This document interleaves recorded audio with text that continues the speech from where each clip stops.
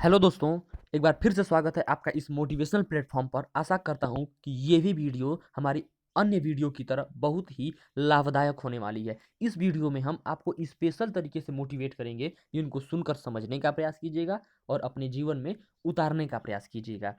तो चलिए स्टार्ट करते हैं मोटिवेशनल डिस्कशन को। पहले पॉइंट के साथ आप देख सकते हैं, पहले पॉइंट में लिखा हुआ है कि story of a carpenter labour, यानी एक बढ़ई मजदूर की कहानी। देखिए, बहुत पहले की बात है कि एक बार एक बढ़ई कारोबारी के पास एक तकरीबन 20 साल पुराना लेबर काम करता था। रोज लकड़ी काटता था और मजदूरी लेता था। उसी के सामने एक दिन 4 या 5 दिन पहले एक कारोबारी आया और उसका मात्र 5 या 6 दिन में ही पुराने कारोबारी की तुलना में तनख्वाह दुगना हो गया। यह देखकर पुराने कारोबारी को रहा नहीं गया। पुराना कारोबारी अपने मालिक से पूछा कि मालिक, मैं इतने दिनों से काम कर रहा हूँ और आप मुझे इतनी तनख्वाह देते हैं, और यह 5-6 दिन से काम कर रहा है और इसको आप हमारी दुगनी तनख्वाह देते हैं। तब मालिक ने जवाब दिया कि हम तो बस काम का पैसा देते हैं, काम करो पैसे लो। वो 2 कुंतल लकड़ियाँ रोज काटता है और उसको उतनी पैसे देते हैं। तुम 1 कुंतल काटते हो तो उसका उतना पैसा मिलता है। तो अब क्या हुआ कि पुराना कारोबारी, जो पुराना लेबर था, वह अब मेहनत करने पर लग गया। अगले दिन 1 कुंतल जो लकड़ी चीरने वाला पुराना कारोबारी था, वह मेहनत करके 1 कुंतल 20 किलो लकड़ी चीरने लगा। उसके अगले दिन मेहनत किया, 1 कुंतल 40 किलो पे पहुंचा और हद हो गई 1.5 कुंतल तक पहुंचते पहुंचते, लेकिन फिर भी नए मजदूर की तुलना में अभी नहीं पहुंच पाया। मतलब नया मजदूर जो था वह 2 कुंतल लकड़ियां काट रहा था और पुराना मजदूर 1.5 कुंतल। अंत में एट लास्ट में क्या हुआ, पुराना मजदूर नए मजदूर के पास गया और कहा कि भाई, तुम क्या करते हो, कैसी मेहनत करते हो कि हमसे ज़्यादा मेहनत कर देते हो और मैं अपना हद कर देता हूँ, लेकिन तुमसे ज़्यादा मेहनत करके फिर भी मैं तुमसे कम लकड़ियाँ काटता हूँ। उस समय नया कारोबारी पूछा, नया लेबर जो था वह पुराने लेबर से पूछा कि ये बताओ कि तुम अपने टांगे पर धार कितना दिन हुआ लगाए हुए। पुराना कारोबारी पूछा कि ऐसा तुम क्यों पूछ रहे हो। नया लेबर पूछा कि बस तुम इसका जवाब दो। पुराना लेबर याद करते गया, 1 महीना, 2 महीना, 3 महीना बीत गया, उसको पता ही नहीं था कि वो अपने टांगे पर धार कब लगाया था। तब नया लेबर ने पूछा कि यही तुम्हारे और हमारे में अंतर है कि तुम सुबह सो के उठते हो और अपना काम करते हो, जो तुम्हारा व्यवसाय है उस पे ध्यान नहीं देते हो, जबकि मैं सुबह सो के उठता हूँ और जो मेरा रोजगार है, जो मेरा हथियार है, उसको रोज धार लगाता हूँ। इसी वजह से मैं तुमसे आगे हूँ। तो दोस्तों, कहने का मतलब ये है कि आपको मेहनत करने से जब सफलता न मिले पुराने लेबर की तरह, तब तरीका बदलना चाहिए। मेहनत पे मेहनत करने से सफलता नहीं मिलती है, मेहनत के बाद तरीका बदलने से सफलता मिलती है। यह कहानी दर्शाता है। अब आते हैं दूसरे पॉइंट पे। देखिए, लिखा हुआ है story of ant and grass offer, मतलब एक चींटी और टिड्डे की कहानी। एक बार की बात है, गर्मी का मौसम था और बरसात का मौसम था। मतलब गर्मी और बरसात दोनों को हम मर्ज करके चल रहे हैं। चींटियां का क्या कर रही थी, अपने झुंड के साथ अपने भंडार हुई थी। मतलब जहां भी आटा गिरा हुआ पाती थी, चावल गिरा हुआ पाती थी, मतलब जो भी खाने वाला सामान था उसको इकट्ठा कर रही थी, अपने बिल में ले जा करके इकट्ठा कर रही थी। वहीं दूसरी तरफ जो टिड्डा था, वह घास की नोकों पर बैठ करके गाना गाया करता था। आपको पता होगा कि गर्मी और बरसात के समय ये सब गाना गाते हैं, इसीलिए मैंने दोनों मौसम को मर्ज किया है कि टिड्डा जो था वो घास की नोक पर बैठकर गाना गाया करता था, लेकिन चींटियां अपने भंडार को भरती थी।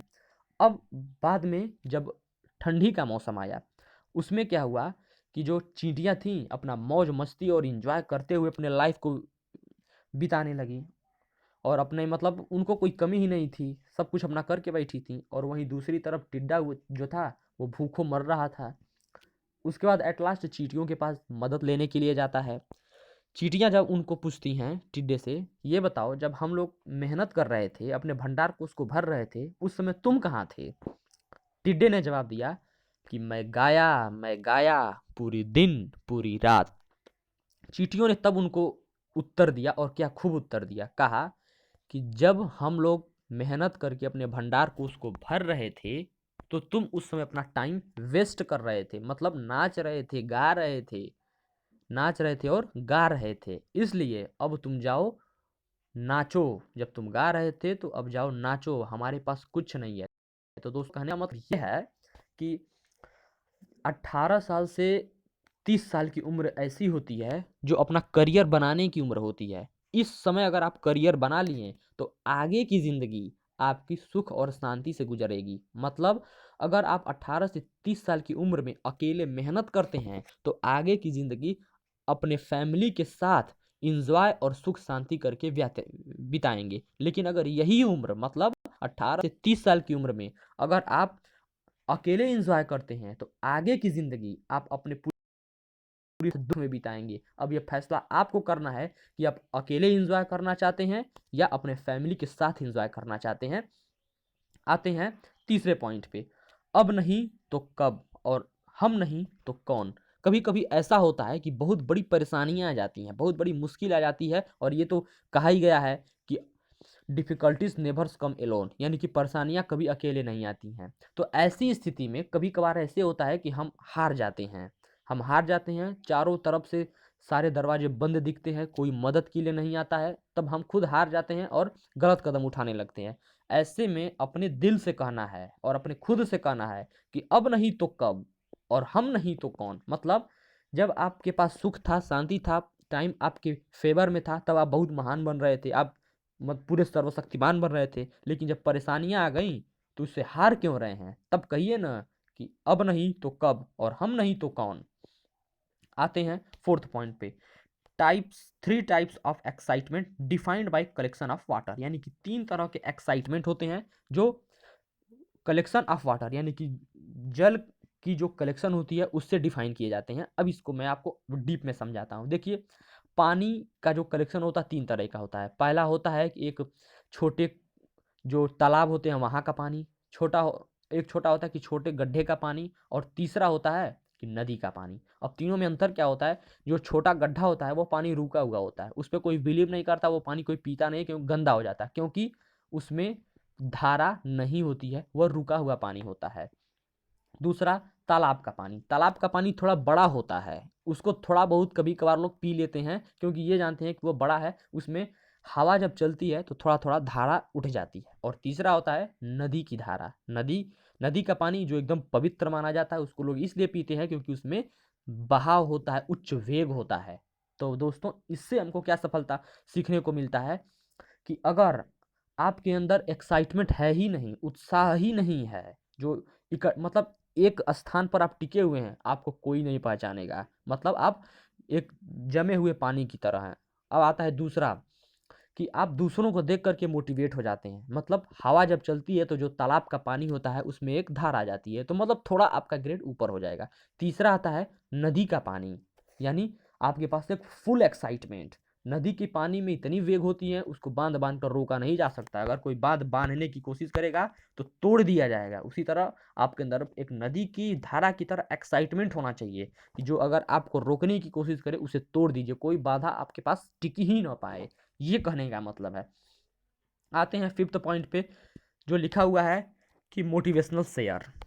मैं आपके सामने एक मोटिवेशनल शेयर रखता हूं, सुनिए। कि राह में धूप तो बहुत होगी, राह में धूप तो बहुत होगी, जो निकल सको तो चलो। राह में भीड़ तो बहुत होगी, राह में भीड़ तो बहुत होगी, जो चल सको तो चलो। धन्यवाद दोस्तों। अगर यह वीडियो आपके लिए एक भी % कारगर रहा हो, मैं फिर से कर रहा हूं, तो प्लीज़ इसको लाइक कीजिएगा, सब्सक्राइब कीजिएगा और शेयर कीजिएगा। और फिर मिलते हैं एक नए वीडियो में एक नए जोश के साथ। तब तक के लिए धन्यवाद। जय हिंद।